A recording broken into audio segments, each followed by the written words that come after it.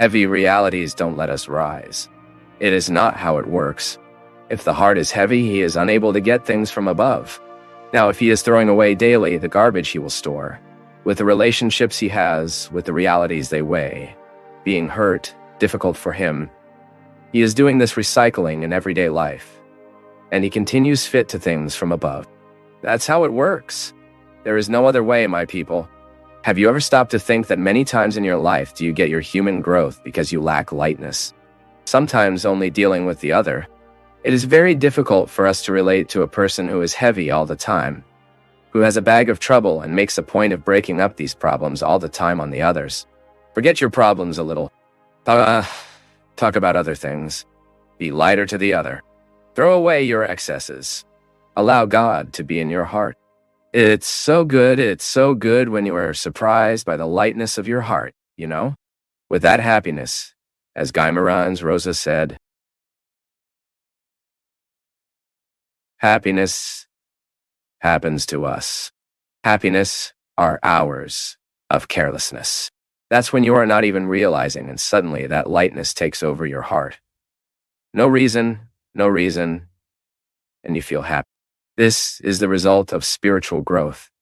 Daniela. That I need to achieve. That we all need. So the Christian life is always a light that makes us honest with us. There are situations that the other can never give me. The other can never give me. There are situations that only I can reach. There are things that I don't have the right to ask each other. I need to offer myself. It is no longer hypocritical with yourself, that sometimes we are being hypocritical with each other. And suddenly we fail to realize that we are being hypocritical with ourselves. And that is the most harmful lie. That's when you lie to yourself. That's when you play a lies truck daily that you don't even believe. Nonsense garbage. Save yourself. This, my people, is an honesty that makes a lot of difference these days. Because people are very lazy spiritually. They are very emotionally unprepared. And immaturity all the time. It starts to be more realistic, starts to be more true with you. You deserve this honesty. Sometimes you are not being loved is because you are being too boring. There are a lot of people too boring all the time, and thinks the other has to be carrying the facts that are hers. No, I have no obligation to carry the facts that are yours. I can even help you in many things. I do not have the right to judge my facts about the other. So I'm not light, I do not make a point of being light, and I want the other to take me in the back. Lack spiritual life in our lives, there is matter.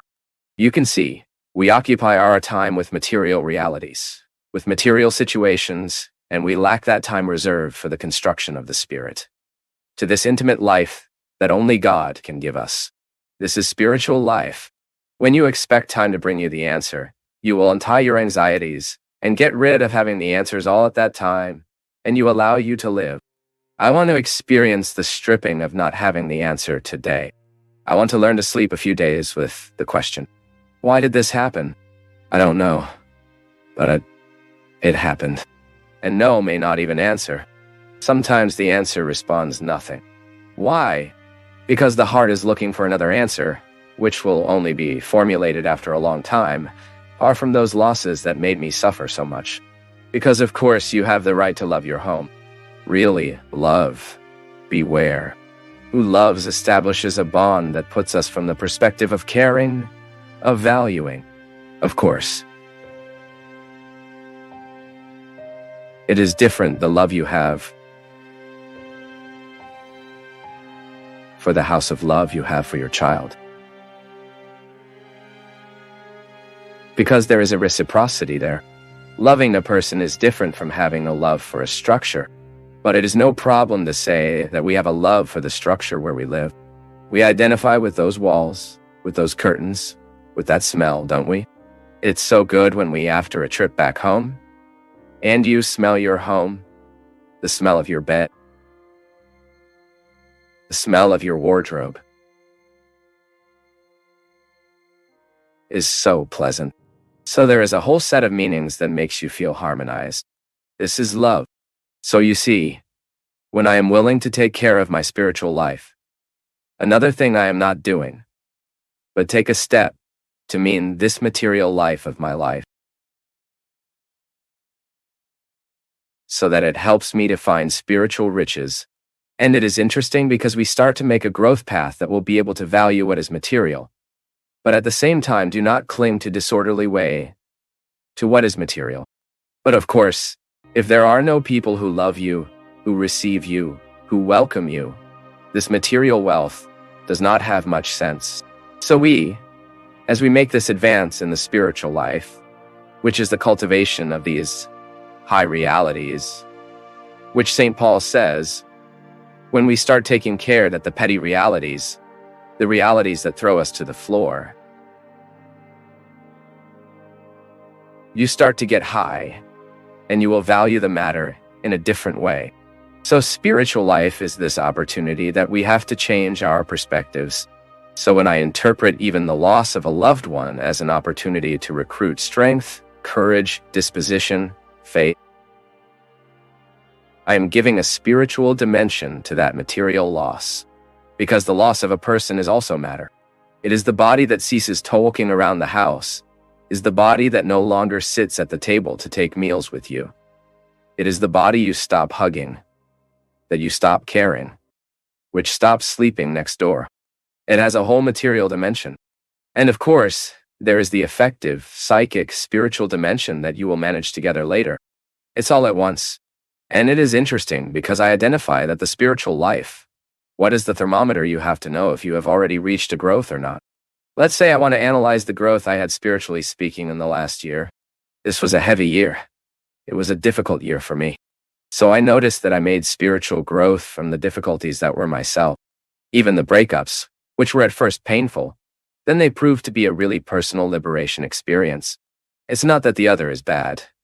It's not that the person was bad. No, it is you who will be able to recognize that you need to take steps of autonomy, inner freedom, and to put people in the right place until you love them better. It may be that at first, what gives us the most, what is hard to manage, be this physical loss. It is the other who ceased to exist. It's the other who stopped living, being here by my side. But finally, we cannot measure the size of a loss, how much we lose at the moment loses. It's impossible. This account never closes. Now that life's difficulties, material losses, help us build a well, solidified, spiritual life. I have no doubt that this maturity is only possible as we are giving a spiritual dimension to loss. I see all the time happening by my side people who have established fantastic growth in their spiritual life because they could manage their losses and limits. It's impressive, my people. The person allows this to happen because sometimes we are so tied to our pain, and there is a fact that sometimes also hurts us a lot, which is that obligation to suffer that sometimes we have. There are people who could have overcome the mourning for a long time, but think they can't.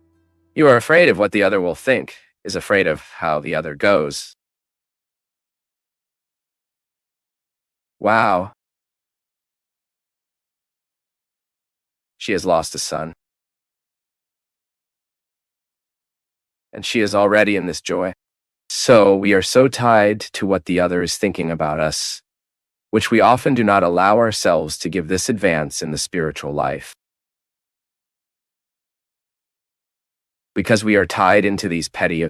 Because how can we analyze a spiritually higher person? That's when she is better prepared to lose.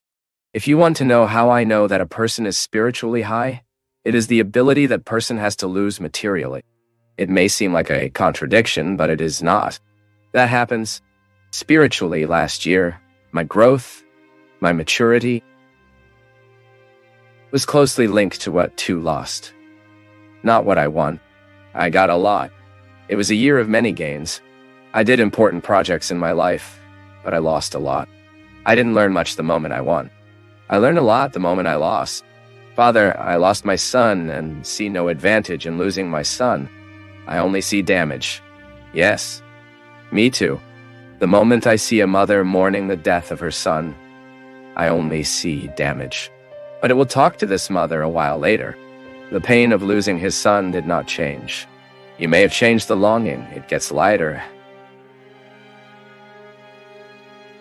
Time will help cure, but it begins to achieve some dimensions of your heart that suffering could only do. Then, suddenly, she discovers so many dimensions of her life that you identify that that child blew a life in that woman at the time of pain. How can we advance in a spiritual life? Identifying in what is material life, which can be a mirror for my spiritual life, or what can be an impulse. So we are all the time surrounded by the story. We have no way to escape this matter. You are involved in your work, your friends, your social life context. You are in your college. You are in school. Finally, we all have this context of material life that surrounds us. So, the damage at first, it can be harmful to us, it can cause us a lot of suffering, but after time goes by, you look at him and say, good, I'm glad I lost at that time. Glad at that moment my floor was removed. Why? Because it may be that that floor was attaching me to him. Glad you had to give up what was so hard to give up at that moment. Once time goes by, you look and realize that it was fundamental for your human growth to have lived that uninstall that loss had caused. But according to the lifestyle, with the time we go to dedicated to situations, it may be that I spend much of my time taking care of the matter, too involved with material issues, and without much time to cultivate a life spiritual, an effective life, which is all this dimension that is not visible, that I cannot feel, but that makes me stand up. It's the breath that makes me stand up, right? This is interesting. Anima, soul. That's it. It's the breath that makes a reality live. Then you see the power of this religious discourse concrete in your life that convinces us that it is good for us to drop what weighs on us behind.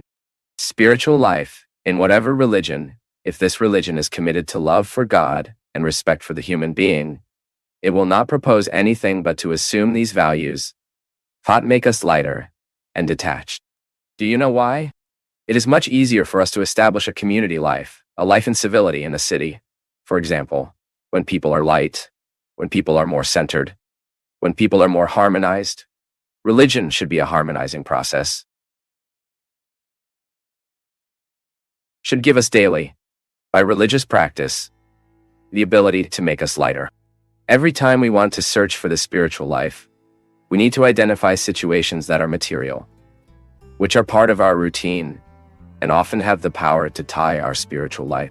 I'm not saying here that matter opposes the spirit. See, a church, for example, which is material, may well help me to pray. I have that material reality as a starting point for my spiritual life. Only that church. It is not the end point of my spiritual life. What that church will tease in me is here, inside my heart, in my head. It will manage a way of being it. This is all spiritual life, my people. Because the spiritual life, in fact, is the reading you do of everything that material life causes you. So you may well live material losses and do not read it, and then you do not have spiritual growth. Or you may lose materially, read this material loss, and grow spiritually.